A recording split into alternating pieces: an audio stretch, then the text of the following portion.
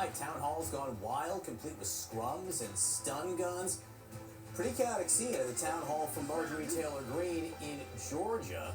Protesters interrupted her several times. Police arrested 3 people, and they did use stun guns on 2 of them. Now, Greene did not take face-to-face questions. Instead, questions had to be submitted in writing, which she would read and then mock if they were critical.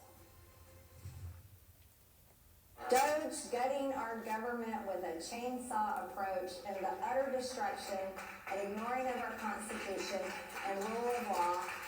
He is not well physically or mentally. Poor Christina. Poor Christina. Well, I'm sure, Christina, you think that you're pretty smart. But the reality is you are being completely brainwashed by whatever source of news you listen to. All right, CNN's Ryan Young was there in the room. He's here now to talk about it. So, Ryan, what happened there? What a night. A lot of night full of energy in the room. Marjorie Taylor Greene stood there for most of the night, and no matter what happened, she didn't move from that spot. She continued her energy. One thing that she pointed out to all of us, though, in terms of the reading the questions, she said that's something that she's always done.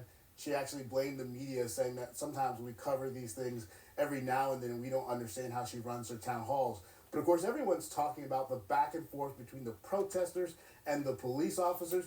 That crowd was energized for her to be there. Those protesters also wanted their voices heard. But I want you to watch what happened about 5 minutes in when these men started to stand up to protest. Then things took a turn before the tasing. Watch now, John. Stop. Are you really doing this? Really?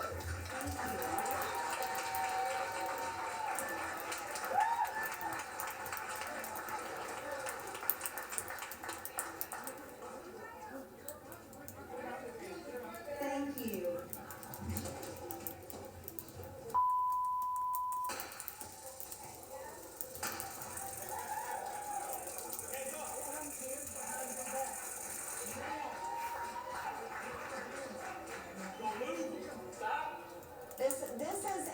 This is a peaceful town hall.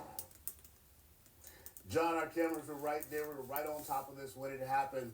One of the first things that we noticed when we walked into this room is all the officers that were there. Also to talk about the location, Ackworth, about 30 miles away from Atlanta. That location had to almost be held secret for quite some time because they were worried about security concerns. There were so many people who wanted to protest. They were across the street. At times while she was speaking, you could hear the protesters out there. There were officers that we didn't see. We know that more than 50 were there from 3 different agencies. Marjorie Taylor Greene also talked to the media. She took every single question afterwards. Listen to her talk about the threats, increased threats to her, and just how she's dealing with this all as she tries to pass some of the bills she thinks that Donald Trump wants passed. Take a listen. I have the most death threats in Congress, and at times I have more death threats than even Speaker Johnson, and it shouldn't be that way. America overwhelmingly voted in November for President Trump, Republican control of the House and the Senate, and how people should handle their businesses in the voting booth. There's no reason for screaming, yelling, ridiculous, outrageous protesting. That disrupts the entire event for every single person that is there.